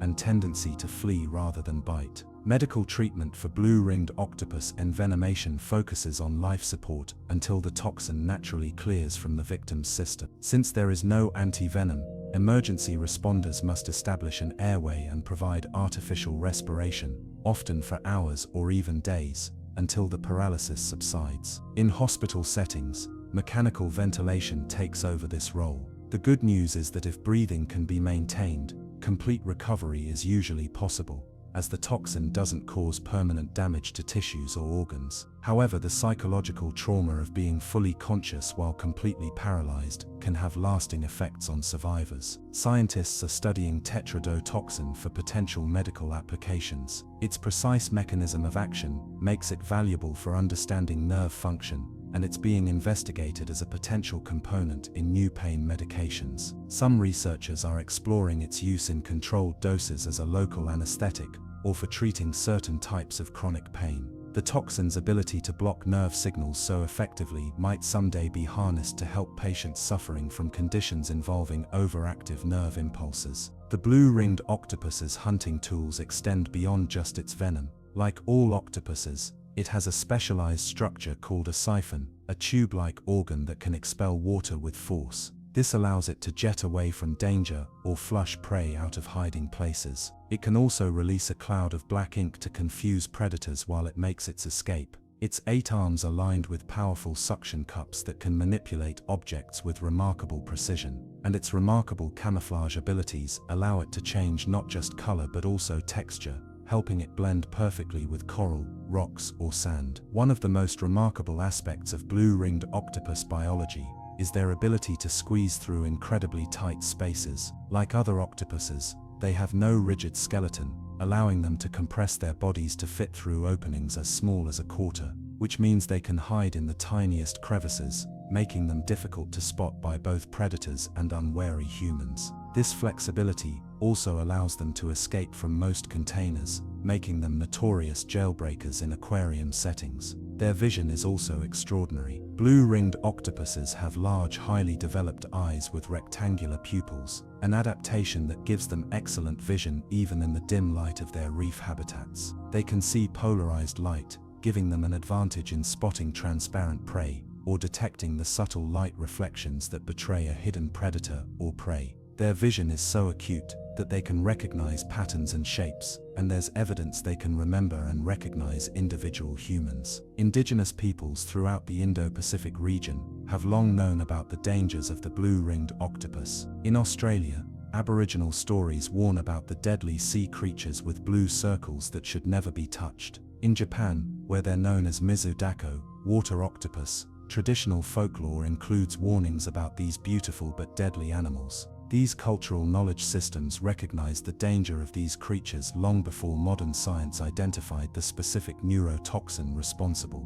For divers and marine enthusiasts who encounter a blue-ringed octopus, the rule is simple but vital: never touch. Observation from a safe distance allows appreciation of these remarkable creatures without risk. Underwater photographers often seek them out for their striking appearance, but should use zoom lenses rather than getting too close. If you're exploring tide pools or snorkeling in areas where they're known to live, wearing gloves provides some protection, but awareness and caution are the best defenses. The blue-ringed octopus teaches us an important lesson about nature, that beauty and danger often go hand in hand. Its stunning blue rings serve as a perfect example of aposematic coloration, warning colors that advertise toxicity to potential predators. This strategy is used by many venomous or poisonous creatures, from poison dart frogs to coral snakes, but few deploy it with such mesmerizing effect as the blue-ringed octopus. The contrast between its ordinary appearance when relaxed and its spectacular warning display when threatened is one of nature's most dramatic transformations. As research continues, scientists are discovering that blue-ringed octopuses may be even more complex than previously thought. Recent studies suggest they might have sophisticated communication systems, using patterns of color changes to signal to other octopuses. There's evidence that females can selectively choose which male sperm to use when fertilizing their eggs, suggesting complex mating preferences, and their problem-solving abilities continue to surprise researchers, with documentation of tool use and memory capabilities previously thought impossible in invertebrates. Conservation efforts for blue-ringed octopuses focus primarily on habitat protection, rather than species-specific measures. Protecting coral reef ecosystems benefits not just these remarkable cephalopods but thousands of other marine species as well. Marine protected areas where collection is prohibited help ensure that populations remain stable, and education programs that teach beachgoers and divers about the dangers of handling these animals help protect both humans and octopuses. The blue-ringed octopus reminds us that in nature, appearances can be deceiving. This small, beautiful creature with its pulsing neon display is one of the ocean's deadliest inhabitants, a tiny package containing enough venom to kill a room full of people. Yet it uses this power not for aggression but for survival, hunting the small creatures it needs to survive and defending itself from threats. It's a perfect example of how evolution has crafted weapons of remarkable potency in even the smallest packages. So if you're ever exploring a tide pool or snorkeling in the Indo-Pacific and spot a small octopus with electric blue rings pulsing across its body, remember to give it space and appreciate its deadly beauty from afar. This diminutive master of disguise and deception may be one of the ocean's most captivating creatures, but it's also one of its most lethal. The blue-ringed octopus stands as a vivid reminder that in the natural world the most beautiful things are sometimes the most dangerous. Animal number 14. The poison dart frog, nature's deadly living jewels. The few creatures in the animal kingdom combine vibrant beauty and lethal danger quite like the poison dart frog. These tiny amphibians look like living jewels scattered across the forest floor of Central and South American rainforests. With their dazzling colors ranging from electric blue and brilliant yellow to fiery orange and metallic green, they seem more like artistic creations than deadly predators. Their diminutive size, most species are less than 2 inches long, only adds to their charm and apparent innocence. Yet these miniature masterpieces of evolution harbor some of the most potent toxins known to science, capable of killing creatures thousands of times their size, including humans, with just a touch. The poison dart frog's brilliant coloration is not a quirk of nature's artistic whimsy, but a deliberate and serious warning to potential predators, a phenomenon known as aposematic coloration. This visual alarm system is nature's equivalent of a flashing danger sign, alerting would-be predators, "Touch me at your peril," and this is no empty threat. The most toxic species, The golden poison dart frog, Philobates terribilis, carries enough poison in its skin to kill up to 20 full-grown humans or 10,000 mice. A single frog contains approximately 1 milligram of batrachoxin, making it one of the most lethal animals on the planet relative to its size. For perspective, this toxin is 200 times more potent than morphine and 15 times more deadly than the venom of a king cobra. The deadly poison that coats these frogs' skin is a complex cocktail of alkaloid toxins, with batrachoxin being the most notorious. This neurotoxin works by permanently opening sodium ion channels in nerve and muscle cells, causing them to fire uncontrollably. The result is a cascade of devastating physiological effects: muscle paralysis, respiratory failure, and ultimately cardiac arrest. What makes this toxin particularly insidious is its stability and durability. Unlike some venoms that break down relatively quickly, batrachoxin remains potent long after the frog has secreted it, even persisting on surfaces the frog has touched. More terrifying still, there is no known antidote for batrachoxin poisoning.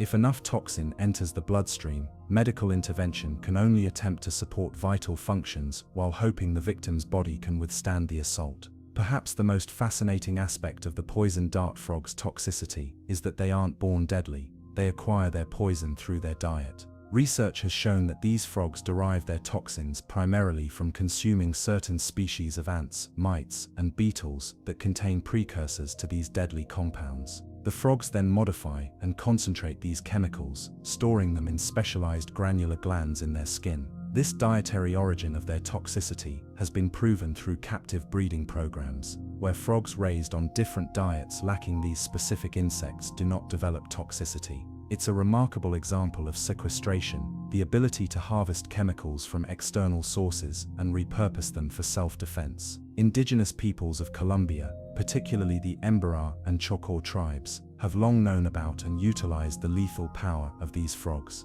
especially the golden poison dart frog. For centuries, these communities have carefully collected the frogs and used their toxins to coat the tips of their blowgun darts for hunting. The process is delicate and dangerous. Hunters would carefully capture the frogs using leaves to avoid direct skin contact, then either stress the frog to produce more toxin, or in some cases, hold the frog over fire, causing it to sweat out the poison onto the dart tips. A single frog could poison up to 50 darts, which would remain lethal for over a year. This deadly efficacy is what earned these amphibians their common name, poison dart frogs, though only 3 of the over 170 species were actually used for this purpose historically. The extreme toxicity of poison dart frogs has made them the subject of intense scientific interest, particularly in the field of pharmacology. Researchers are studying these toxins to develop new pain medications, muscle relaxants, and even heart medications. Batrachoxin's mechanism of action,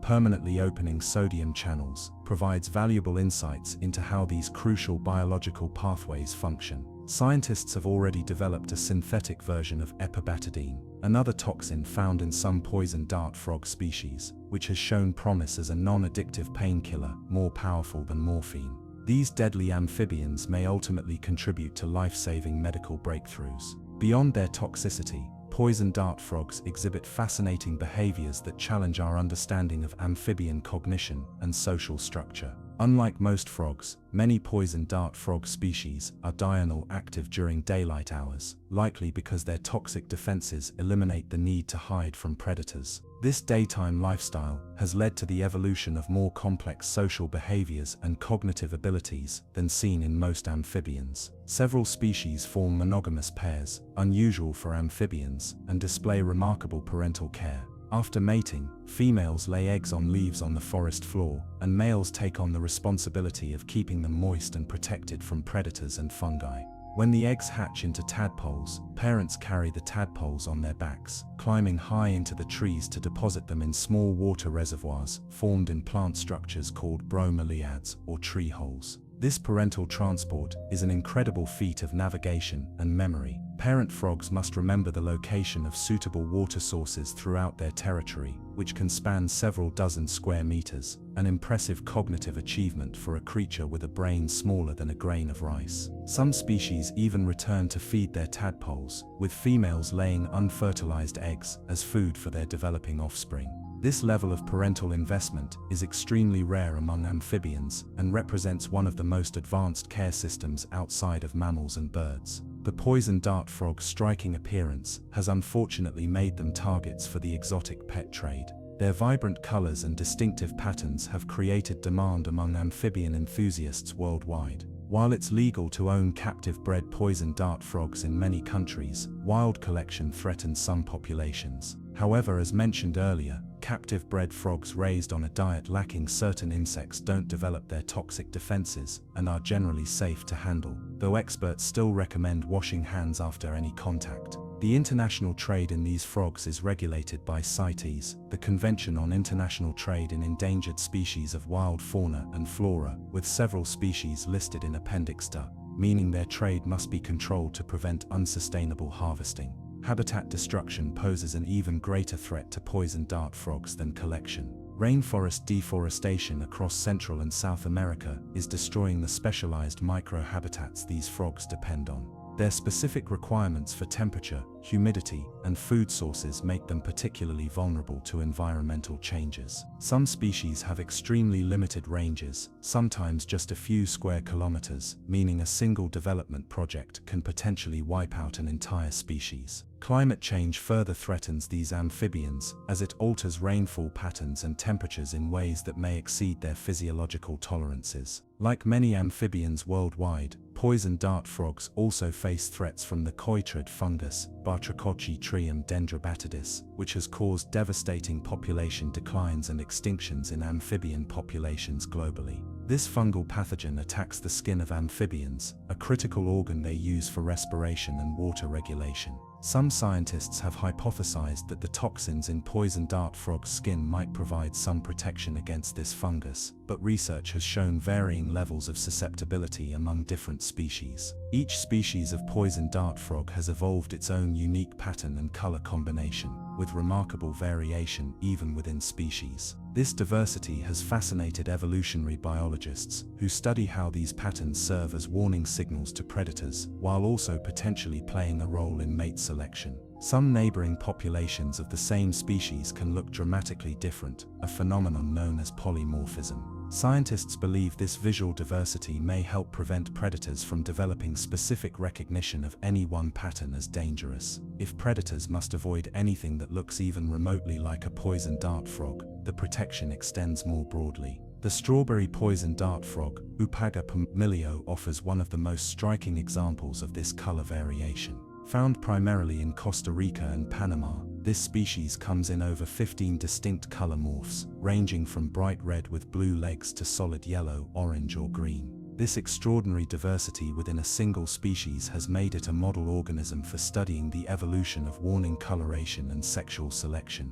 Poison dart frogs have extremely efficient metabolisms and hunting strategies. Their diet consists primarily of small arthropods, especially ants and mites, which they hunt during daylight hours. Their excellent vision allows them to spot tiny prey moving across the forest floor, which they capture with their long, sticky tongues. A poison dart frog can extend its tongue up to 1.4 times its body length in about 15 milliseconds, one of the fastest muscle movements in the animal kingdom. Their bright coloration doesn't hinder their hunting success because their prey, mainly insects, often lack the visual acuity to perceive and recognize color patterns as warnings. The exceptional toxicity of poison dart frogs presents an evolutionary puzzle. How do these frogs avoid poisoning themselves? Research has revealed that they possess special mutations in their sodium channels that prevent the toxin from binding to their own cells. This genetic adaptation allows them to safely store and utilize toxins that would be lethal to most other vertebrates, including themselves if they lacked these mutations. It's a remarkable example of coevolution between a predator, its prey, and the chemical defenses involved. Communication among poison dart frogs involves complex visual and acoustic signals. Males establish and defend territories through elaborate calling behaviors, with each species having distinct vocalizations. Despite their small size, some species produce calls that can be heard up to 30 meters away in the dense rainforest. The calls serve not only to attract mates, but also to warn other males to stay away from established territories. Females select mates based on call quality, territory size, and parental care abilities, exercising considerable choice in the mating process. While poison dart frogs are among the most toxic animals on Earth, not all species are equally dangerous. The family Dendrobatidae contains over 170 species with varying levels of toxicity. The three most dangerous species belong to the genus Philobates: P. terribilis, the golden poison frog; P. bicolor, the two-toned poison frog; and P. orotonenia, the cocoa poison frog, which contain high levels of batrachoxin and were traditionally used for poison darts. Other species contain different toxins like pumiliotoxins, histrionocoxins, and epibatidines, which are still dangerous but generally less lethal to humans. The evolution of such extreme toxicity in these frogs represents a fascinating example of an evolutionary arms race. As predators evolved resistance to milder toxins, the frogs developed increasingly potent chemical defenses. This escalation has resulted in some of the most powerful biological toxins known to science. However, some specialized predators have still managed to evolve resistance. Certain species of snakes, particularly the fire-bellied snake, Lemurdophis epinephalus, can consume poison dart frogs without ill effects, having developed physiological adaptations to neutralize or tolerate the toxins. Conservation efforts for poison dart frogs focus on habitat preservation and captive breeding programs. Organizations like the Amphibian Ark work to establish assurance colonies of endangered frog species, including several poison dart frogs, to protect genetic diversity and provide a safety net against extinction. Ecotourism centered around these charismatic amphibians has also created economic incentives for local communities to protect the rainforests these frogs inhabit. In countries like Costa Rica and Panama, poison dart frog viewing has become a popular attraction, generating income that supports conservation initiatives. The taxonomy of poison dart frogs continues to evolve as genetic studies reveal new relationships and distinctions among populations. What was once considered a single species sometimes turns out to be several distinct species that look similar but are genetically isolated. This ongoing research helps conservationists better understand which populations need specific protection and management strategies. Research into poison dart frogs has yielded surprising insights about the evolution of parental care in vertebrates. The extensive parental investment seen in many poison dart frog species challenges traditional views about the development of complex parenting behaviors. Some species have evolved tadpole feeding strategies where females return regularly to provide nutritional eggs to their developing offspring, a behavior previously thought to be limited to more advanced vertebrates. This convergent evolution of complex parenting across distant animal groups suggests that certain ecological conditions can drive the development of similar behaviors through different evolutionary pathways. Poison dart frogs also play important ecological roles in their rainforest habitats. As predators of ants and other small arthropods, they help control insect populations that might otherwise reach problematic levels. Their tadpoles, developing in isolated water pools in plants high above the forest floor, consume algae and organic matter, helping keep these microhabitats clean. When the adult frogs eventually die, their bodies return nutrients to the soil, contributing to the complex nutrient cycling of the rainforest ecosystem. The study of poison dart frogs has revolutionized our understanding of chemical ecology, how organisms use chemicals to interact with their environment and other species. These frogs represent one of the most dramatic examples of chemical defense in the animal kingdom. The way they acquire, modify, and deploy toxins has inspired biomimetic research, where scientists attempt to replicate natural processes for human applications. Some researchers are exploring how understanding the frog's toxin sequestration might lead to new methods for developing pharmaceuticals or pest control strategies. For the indigenous peoples who share the rainforest with poison dart frogs, these animals hold cultural significance beyond their practical use as sources of hunting poison. Animal number 15, the koala, the surprisingly vicious tree dweller. Koalas are universally recognized as one of the cutest animals on the planet. Their round, fluffy ears, button noses, and slow, lazy demeanor make them look like living plush toys. People imagine them as docile, sleepy creatures that spend their days lounging in eucalyptus trees without a care in the world. But that's where the misconception begins. Beneath that adorable exterior lies an animal that is far more dangerous than most people realize. Koalas have a range of hidden traits that make them surprisingly formidable. from their razor-sharp claws and powerful bite to their territorial aggression and ability to carry dangerous diseases. First, let's talk about those claws. Koalas are built for climbing, and their claws are one of their most important tools for gripping and scaling trees. Their front paws have two opposable digits, similar to human thumbs, which allow them to grab onto branches with precision. But these same claws that help them cling to tree trunks can also serve as weapons. If a koala feels threatened, it can lash out with its claws, causing deep, painful scratches. There have been multiple reports of people being attacked by koalas when they got too close, tried to pick one up, or even simply walked through their territory. While they may not be known as predators, koalas have an incredibly powerful bite. Their teeth are designed to shear through tough eucalyptus leaves, which are not easy to chew.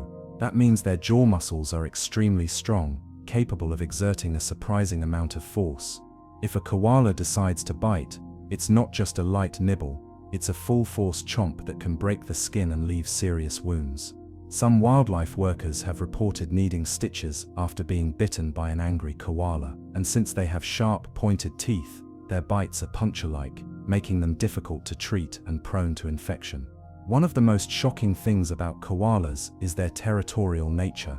These animals may look peaceful, but they do not tolerate intruders in their space. Male koalas, in particular, are highly territorial and will fight to defend their trees and mating rights. During breeding season, male koalas become even more aggressive, emitting deep, guttural growls to warn off rivals. These growls sound nothing like the cute image most people have of koalas. Instead, they are loud, low, and eerie, more like the sounds of a much larger predator. If a rival male enters their territory, koalas will engage in vicious battles, biting, scratching, and using their powerful arms to push each other out of trees. These fights can lead to serious injuries, with deep wounds and torn ears being common battle scars among male koalas. It's not just other koalas that need to be cautious. Humans who get too close can also be on the receiving end of this aggression. While koalas generally avoid people, there have been cases of them attacking when they feel trapped or provoked. In one particularly infamous case, a woman in Australia was scratched and bitten by a koala that she tried to move off the road. The koala latched onto her leg, causing severe wounds that required medical attention. Then there's the shocking fact that koalas are carriers of diseases that can be harmful to humans. A large percentage of wild koalas, some estimates say up to 50%, are infected with chlamydia. This disease can cause blindness, infertility, and a slow, painful death for the animals. But what most people don't realize is that chlamydia in koalas can also be transmitted to humans. While the risk of direct transmission is low, humans who handle koalas or come into contact with their urine or feces could be at risk. Veterinarians and wildlife rescuers working with koalas have been warned about this danger, as some have reportedly contracted chlamydia infections after handling infected animals. Koalas also have a surprisingly strong immune system that allows them to digest eucalyptus leaves, which are toxic to most other animals. But this unique adaptation means that their bodies are highly resistant to certain bacteria, making infections caused by their scratches or bites particularly difficult to treat. Their mouths harbor a variety of bacteria that can cause serious infections if they bite, leading to long-lasting wounds that require medical attention. Beyond their physical capabilities, koalas also have a darker, more aggressive side to their social behavior. Despite their sleepy appearance, koalas can be quite brutal, especially during mating season. Male koalas have been observed forcibly mating with females, often leaving them with injuries. Unlike the gentle courtship seen in some other animals, koala mating can be aggressive and violent. Females often try to escape, but if they are cornered, they may be bitten or scratched. This aggressive behavior is yet another reminder that these animals, despite their cuddly image, are far from harmless. Adding to their unpredictability, koalas are known to get intoxicated from eucalyptus leaves. These leaves contain compounds that can cause them to become disoriented or sluggish, making them even more unpredictable. A drunk koala may react aggressively if approached, as their perception of threats can become skewed. Another unsettling fact is that koalas are not as quiet as people imagine. While they are often pictured as silent, sleepy creatures, they can produce a range of bizarre and unsettling sounds. In addition to their deep growls, koalas make loud, echoing bellows that can be heard from great distances. These vocalizations are often used to establish dominance or attract mates, but they can also be used as warning calls. Hearing a koala's deep croaking bellow in the middle of the night is enough to shatter the illusion of their cuteness. Despite all of these facts, koalas continue to be marketed as one of the most adorable animals in the world. They appear in children's books, cartoons, and plush toys, reinforcing the false idea that they are harmless, gentle creatures.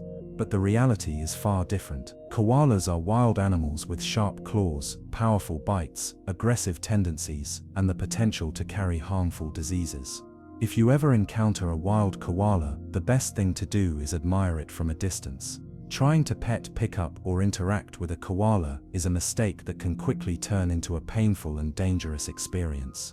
These animals are not meant to be cuddled, and those who underestimate them often learn the hard way just how dangerous they can be. Koalas may look like living teddy bears, but they are anything but. Beneath their fluffy exterior lies an animal that is perfectly adapted for survival, equipped with the tools to climb, fight, defend itself, and when necessary, attack. So the next time you see a picture of a cute koala, remember that behind those big round eyes is a wild animal that is far more formidable than it appears.